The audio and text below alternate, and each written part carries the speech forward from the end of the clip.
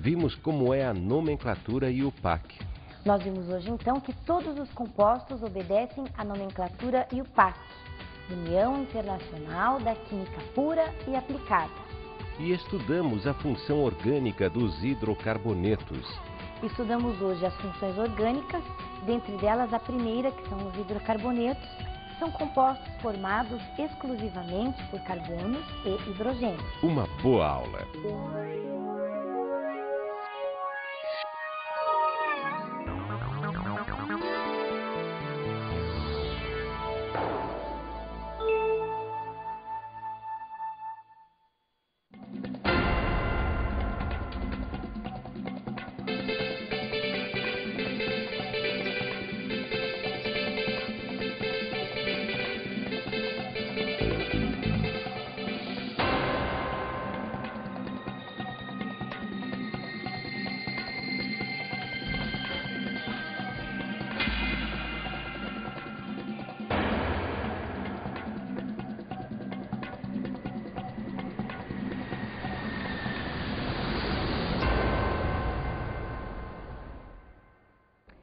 Olá pessoal, tudo bem? Como é que você está, Chico? Tudo bem, Tânia, e você? Tudo jóia, pronto para mais uma. Bom, gente, então vocês viram aí as imagens no início da nossa aula mostrando sobre o petróleo, a plataforma continental, onde ele é retirado, não é mesmo? Deu para você ter uma noção aí de como o petróleo ele é retirado do mar ou até mesmo da plataforma terrestre. Mas sabe, Chico, eu queria saber de você. Hoje em dia, a gente diz que o petróleo ele é chamado de ouro negro. Mas por que será, Chico, que o petróleo ele é tão importante? Eu acho que é por causa da gasolina. Olha, eu vou dizer para você que a gasolina é um produto muito importante que nós conseguimos obter do petróleo. Mas que tal, Chico, a gente perguntar para o pessoal aí na rua se eles conhecem alguma outra utilidade do petróleo que não seja apenas a gasolina? O que você acha? Eu acho legal, porque eu não sei de nenhuma outra utilidade do petróleo que não seja para gasolina. Ah, então vamos lá. Vamos até as ruas e vamos perguntar para as pessoas lá o que elas acham do petróleo, como o petróleo se formou e se elas sabem quais são as outras utilidades do petróleo, já que ele é conhecido como ouro negro. Então vamos lá, enquete.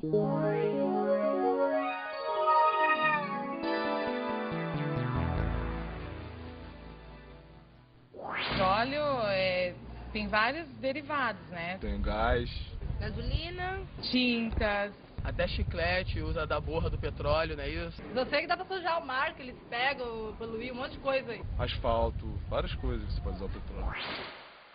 Vem do solo, eu acho que vem do solo, né? Vem de fora, né? Mar.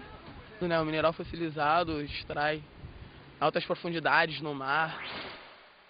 É possível. Acho que não, cara. Não tem como fabricar o petróleo, material da terra. Talvez sim. Ah, sei não, hein? Não entendo muito bem de química, mas fazer uma decomposição e tal, é possível chegar ao petróleo. Ele demora muito tempo, a gente não tem esse tempo todo para fabricar assim. Joia, respondeu certo. Quem falou que, além da gasolina, outros combustíveis também podem ser retirados do petróleo, como, por exemplo, o querosene, o óleo diesel, né, e etc.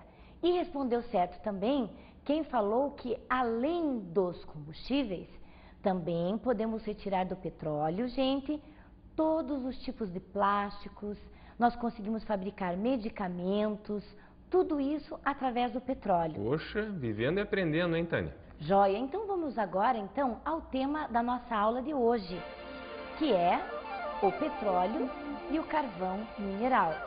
Então vamos iniciar então pelo petróleo. Como nós já havíamos comentado com vocês, do petróleo nós conseguimos obter combustíveis e plásticos.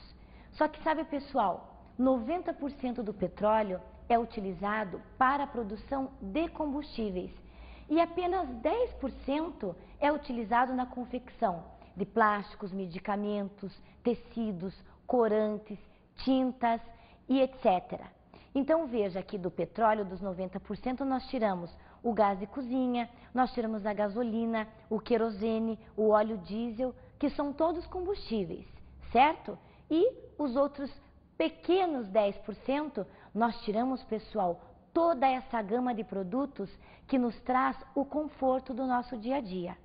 Muito bem, então vamos ao conceito do que é o petróleo. O petróleo é um líquido escuro, oleoso, formado por milhares de compostos orgânicos, na maioria hidrocarbonetos. Ah, Tânia, hidrocarbonetos é aquilo que a gente viu na aula passada, né? Aqueles compostos com carbono e hidrogênio.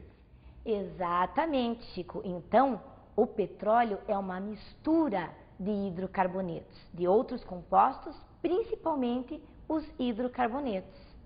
Agora veja só, Chico, você acha que o petróleo, qual é a cor do petróleo? Preta. Isso, quando a gente fala em petróleo, geralmente vai na cabeça de todo mundo que o petróleo tem aquela cor escura, negra. Mas na verdade, a cor do petróleo, pessoal, é uma cor variável. Ela varia desde o âmbar, um marronzinho assim claro, até o negro. Então, nós podemos obter petróleo azul escuro, verde, castanho. Tudo isso vai depender, Chico, do local aonde foi retirado esse petróleo. Você entende? Que legal isso. Agora, sabe por quê, Chico? Porque o petróleo, a origem do petróleo é uma origem muito fantástica. Veja só, há milhões de anos atrás, eu não disse alguns anos, eu disse milhões de anos atrás, animais e vegetais que morreram, esses restos de animais e vegetais se misturaram a uma terra lamacenta e depois, com o passar desses milhões de anos, através das eras geológicas, o que foi que aconteceu? Aconteceu que toda essa gama de materiais entrou em estado de apodrecimento, que nós falamos estado de putrefação. Tudo isso, então, acabou se misturando, todos esses fósseis, a essa terra, a essa água lamacenta, e foi soterrado por um tipo de rocha, a rocha que nós chamamos rocha sedimentar. E foi aí, com o passar do tempo, que foi se formando o petróleo lentamente.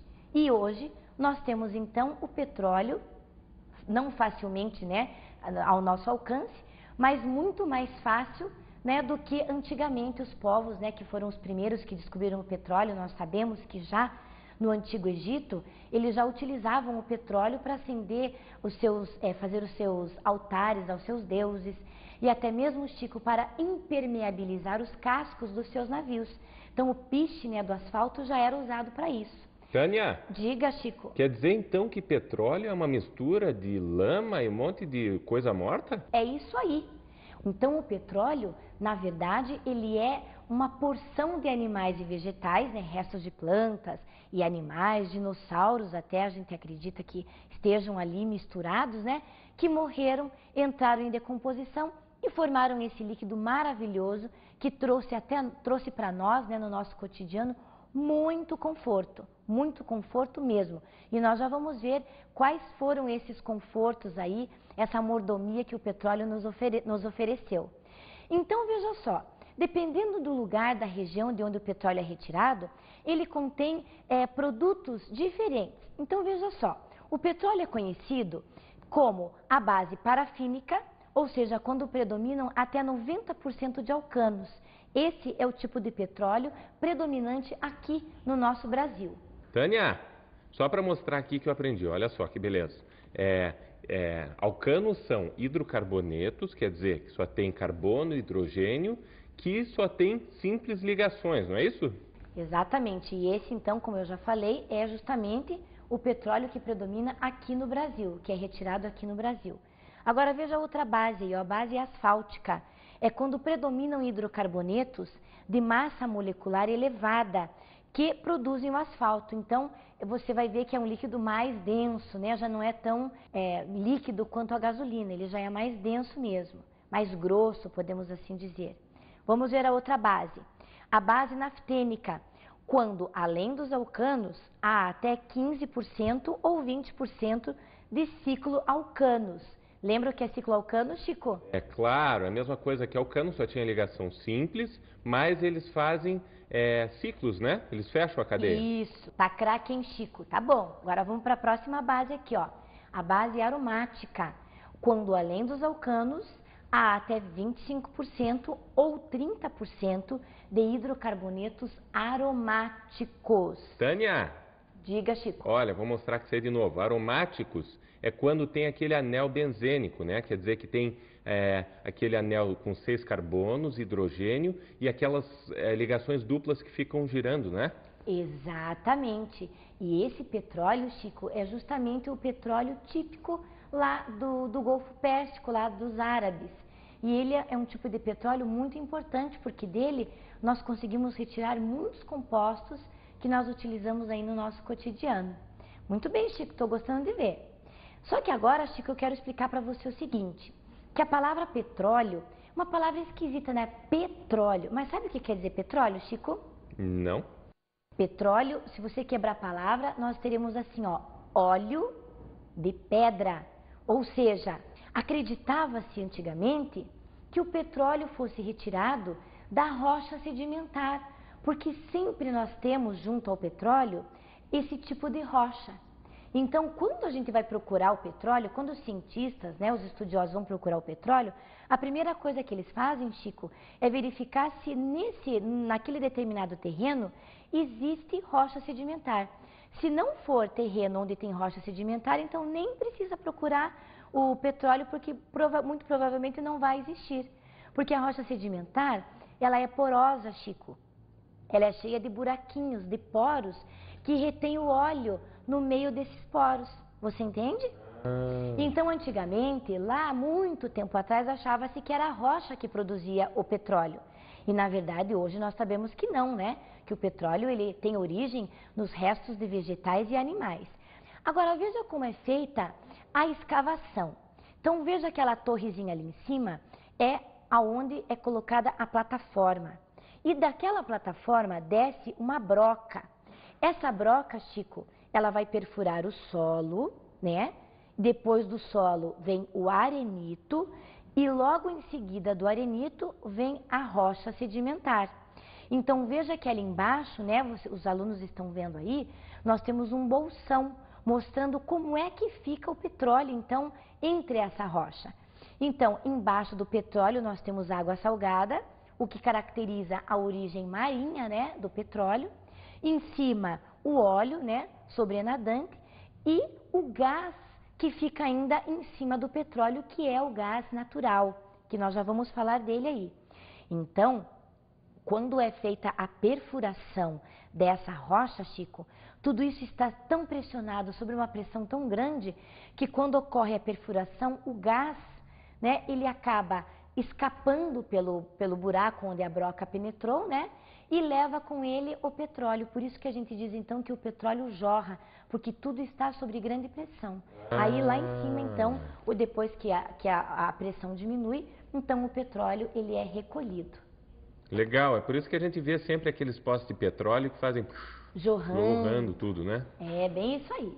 Tá. Muito bem, Chico, vamos ao próximo PP aqui então. Veja, aqui nós vamos mostrar para vocês as bacias sedimentares brasileiras. Então, o que são bacias sedimentares?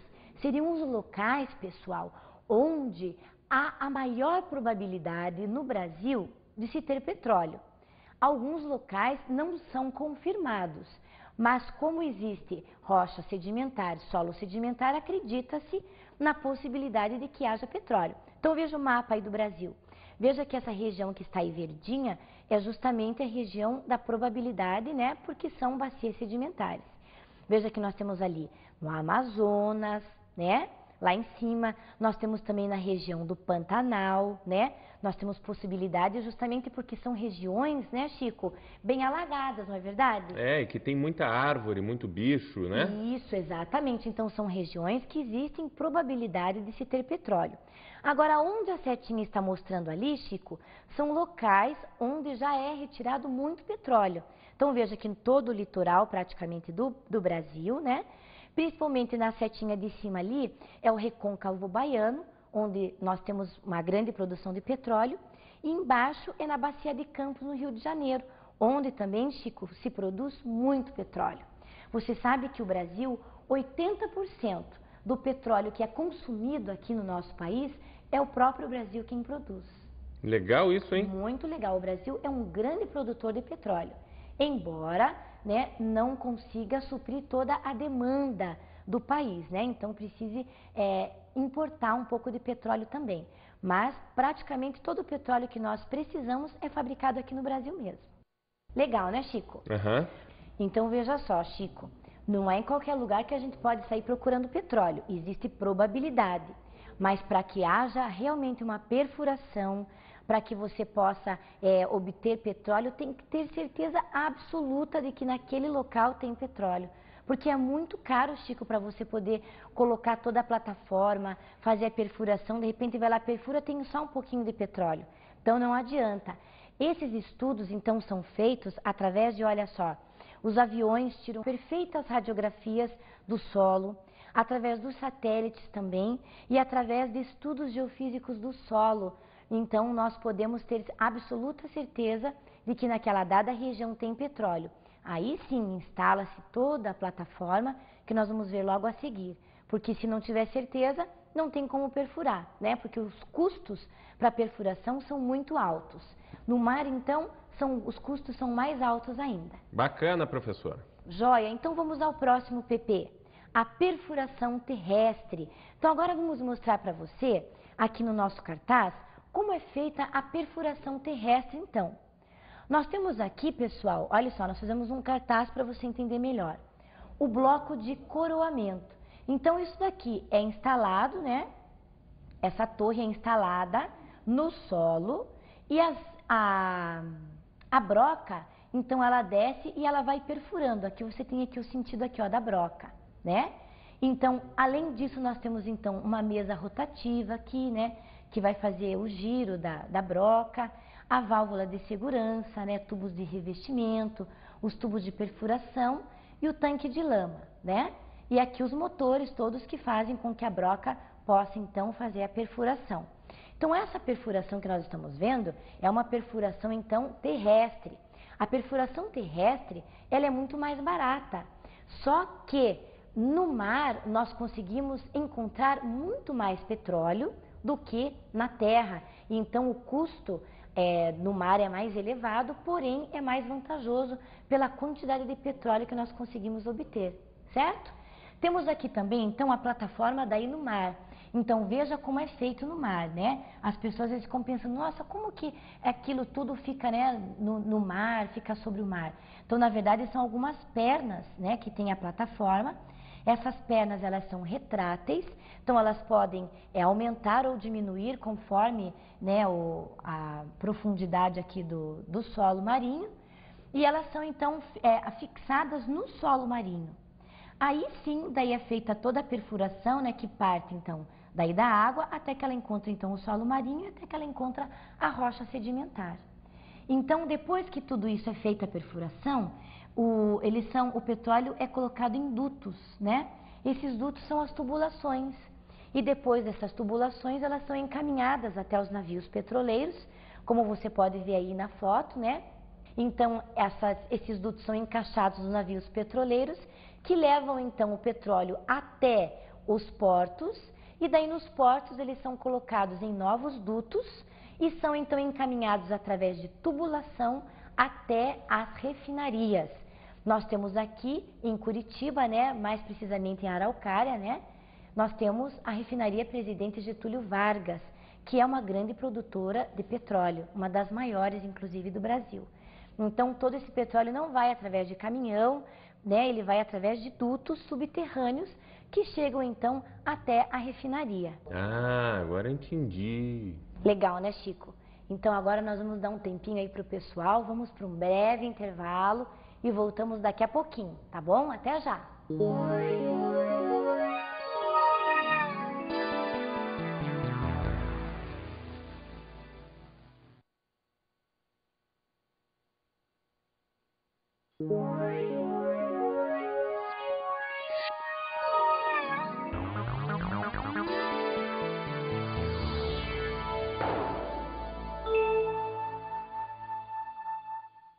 Voltando então, pessoal, do nosso intervalo, nós vamos dar continuidade ao estudo do petróleo. Já já a gente vê o carvão mineral. Mas o petróleo, então nós comentamos no finalzinho da aula que que ele é encaminhado até a refinaria através de tubulações. Chegando, pessoal, na refinaria, nós pegamos o petróleo e fazemos a destilação fracionada. Assunto que você já viu lá no começo das nossas aulas, quando nós estudamos a separação dos compostos, lembra-se? Então, a separação fracionada é a separação de um líquido e esse líquido ele vai ser aquecido e através das temperaturas das substâncias que este líquido contém, essas substâncias são separadas uma a uma. Nós fizemos aqui um esqueminha para que você possa entender melhor. Então, veja só, aqui nós temos então a coluna de fracionamento. Então, a destilação fracionada, já comentei com vocês, a gente já viu, né, em aulas anteriores. Então, o petróleo, ele é colocado na coluna. E se você reparar, a temperatura da coluna, ela diminui, né? Ela começa com 500 graus, mas à medida que você sobe na coluna, ela vai diminuindo a sua temperatura. Então, logo abaixo, nós temos a 500 graus, o petróleo sendo aquecido, e é nesse exato momento que nós tiramos o resíduo sólido, que é o asfalto e piche, que você conhece bem, certo? Aí, veja só, vai diminuindo a temperatura a 400 graus Celsius, nós conseguimos tirar o óleo lubrificante. Então, o óleo lubrificante, ele tem acima de 17 átomos de carbono, tá? E tem estruturas cíclicas também. Então, a quantidade de átomos de carbono determina a viscosidade do produto, a densidade desse produto, né? Então, óleos lubrificantes. Aí, a 300 graus, nós temos o óleo diesel, que tem de 15 a 25 átomos de carbono. A 200 graus Celsius, nós conseguimos retirar então o querosene, que antigamente foi muito usado como gás de iluminação, né? Hoje em dia o querosene é utilizado como combustível de aeronaves. Então o querosene tem de 12 a 18 átomos de carbono. Aí a 70 graus, nós tiramos então a gasolina, que a gasolina ela possui de 5 a 10 átomos de carbono. 8 átomos de carbono seria o ideal para a gasolina. E então daí nós temos os gases, né? Que seria o gás propano, o gás butano, o gás metano, de 1 a 4 átomos de carbono. Então, à medida em que nós subimos a coluna, a temperatura diminui. Então, veja só, gente, todo o petróleo que ele é destilado, eu posso afirmar para vocês que 100% desse petróleo, ele é utilizado. Não existe nada no petróleo que você diga assim, ah, isso aqui não serve para nada, vamos jogar. Ah, então é por isso, Tânia, que eles chamam o tal do petróleo de ouro preto. Exatamente, ouro negro, porque basicamente o petróleo é 100% aproveitado, certo?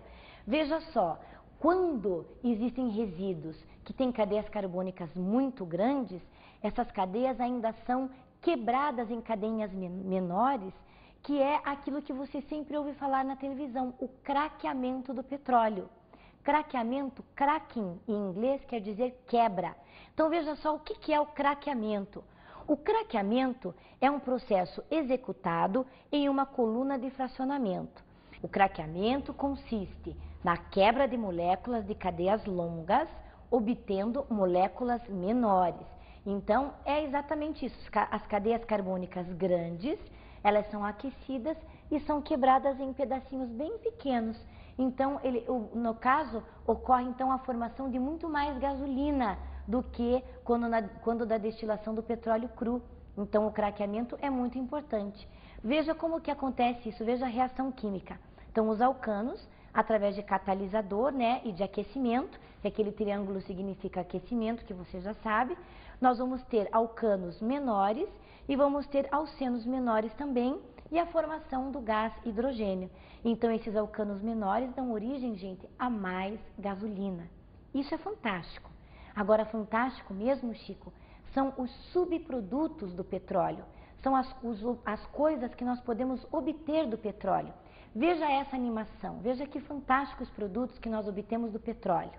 Olha só, gás de cozinha, nós obtemos a gasolina, combustível para aviação, que seria o querosene, solvente para tintas e colas, o querosene que foi usado como gás de iluminação, óleo diesel, óleo lubrificante, parafina, asfalto, plásticos, isopor, borracha, fórmica, essências para perfumes, corantes para fotografia, imprensa e tecidos, detergentes, medicamentos, inseticidas, fertilizantes, explosivos e muito mais.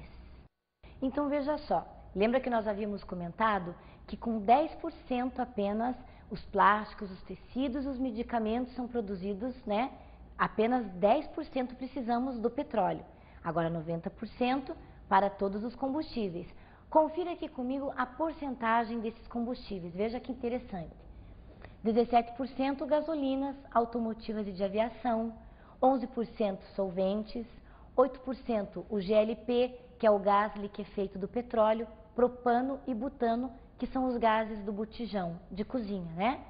Aí 2% óleos lubrificantes e parafinas, 2% asfalto, 3% derivados diversos, 6% querosenes, iluminação e aviação, 19% óleos combustíveis e 32% óleo diesel. Então veja só, o petróleo é a substância que move o mundo, que nos trouxe todo o conforto que nós temos hoje.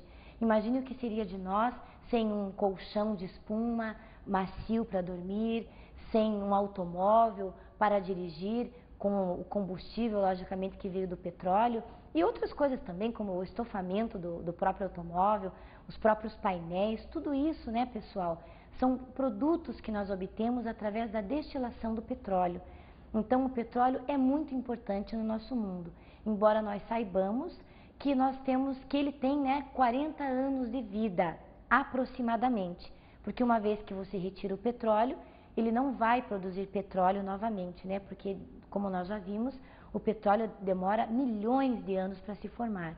Então, cabe a nós sabermos utilizá-lo, né, com consciência e utilizá-lo da melhor maneira possível, para que cause apenas benefícios à humanidade, ok? Joia! Então agora nós vamos ver outro tipo de substância que também é riquíssima em carbono, que é o gás natural. O gás natural, ele pode ser obtido através do petróleo, que nós vimos, ele é formado, ele fica em cima do petróleo na hora da perfuração, e ele também, pessoal, é um gás, é o biogás, é o gás que vem do lixo, que nós sabemos que o lixo orgânico consegue produzir hoje o gás metano. E o mais incrível é que o gás metano, ele é um ótimo combustível. E melhor ainda, ele polui muito menos do que a gasolina, óleo diesel e querosene. Então, hoje em dia, você sabe, nós já estamos utilizando o gás natural, que é o GNV, gás natural veicular. Então, venha ver, conferir comigo do que é formado, então, o gás natural. Vamos ver o que é o gás natural. Então, é uma mistura gasosa com CH4, que é o gás metano. Então, veja, o gás metano forma de 70% a 99% do gás natural. E C2H6, que seria o gás etano, né? 0,5% a 7%, né? Que seriam os alcanos.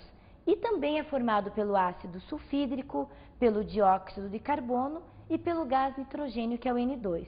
Então, o gás natural é uma mistura desses gases. Só que a maior porcentagem é a porcentagem do metano, que é o CH4.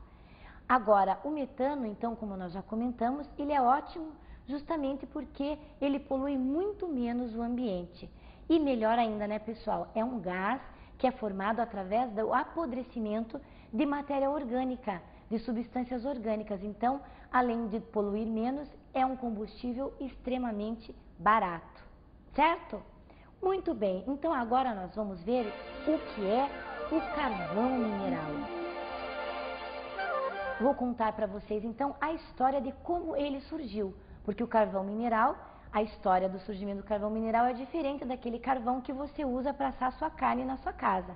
Aquele carvão, ele é resultado da queima da madeira, propriamente dita. Agora esse carvão aqui não. Então vamos ver como se formou o carvão mineral.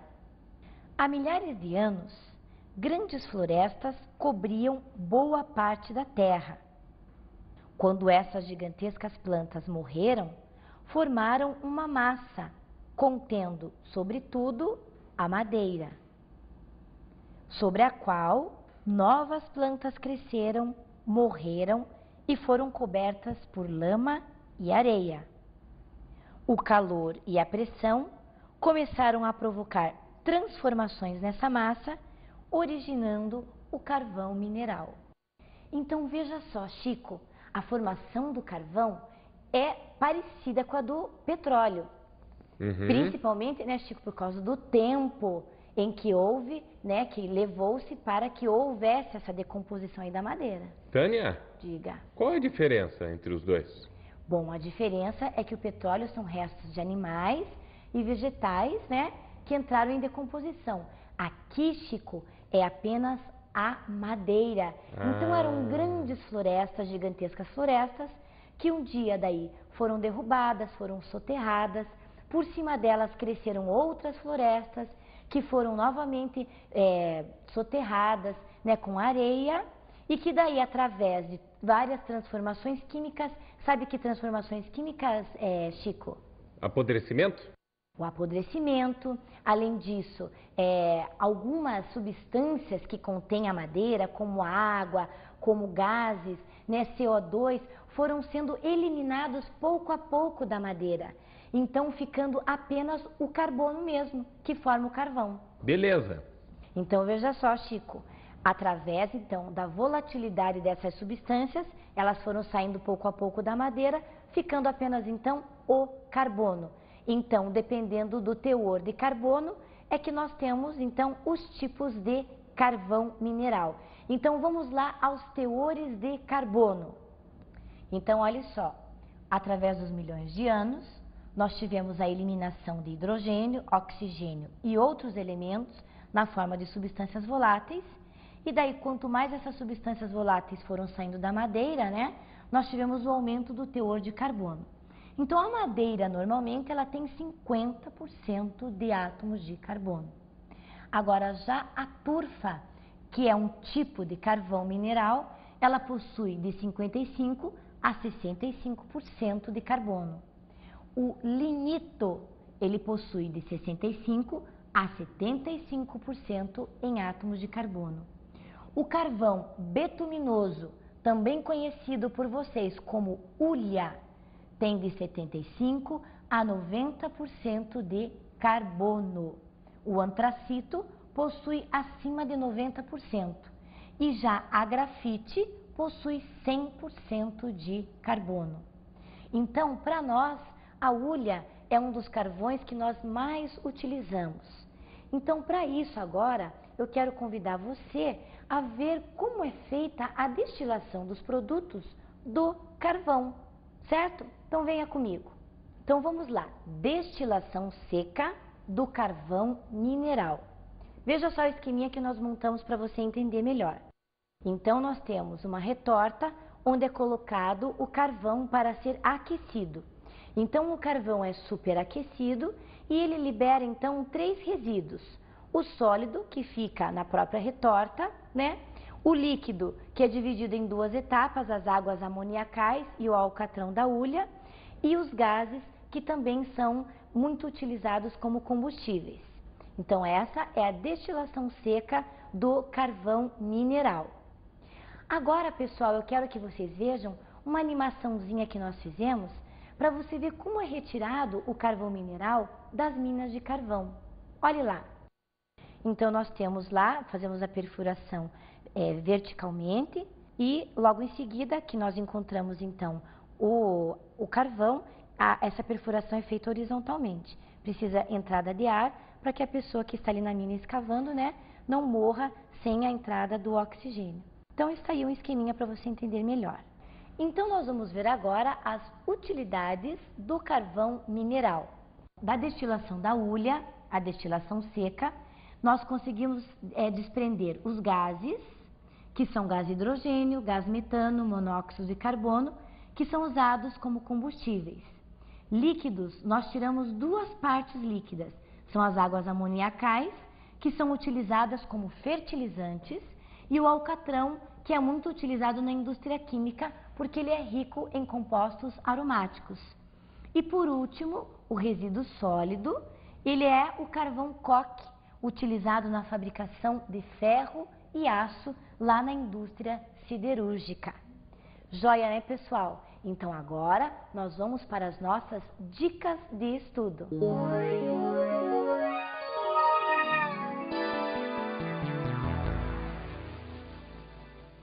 Então vamos à primeira dica de hoje.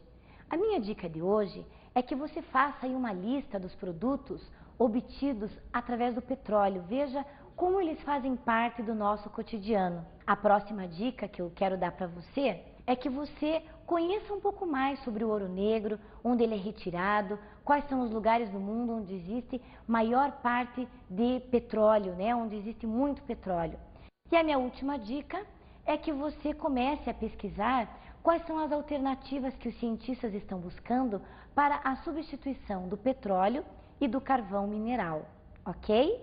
Bom, espero que vocês tenham aproveitado bem a aula de hoje, tenham aprendido bastante a respeito do petróleo e de como ele é importante para o nosso conforto e para o nosso dia a dia, ok? Então, Chico, até a próxima aula, espero por você e espero por vocês também. Então, até mais! Tchau, tchau, Tânia. Tchau, pessoal. Na aula de hoje conhecemos o petróleo, sua composição, seus modos de exploração e seu fracionamento.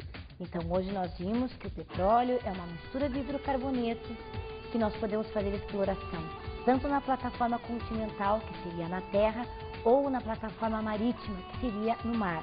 Estudamos também a composição do gás natural. O gás natural é formado então basicamente pelo metano, que é o CH4. E vimos como se forma e como é usado o carvão mineral. Vimos que o carvão mineral é formado pela decomposição de grandes florestas da madeira, levou milhares de anos. E que do carvão nós podemos obter fertilizantes, gás de iluminação, podemos inclusive obter combustíveis. Até a próxima aula!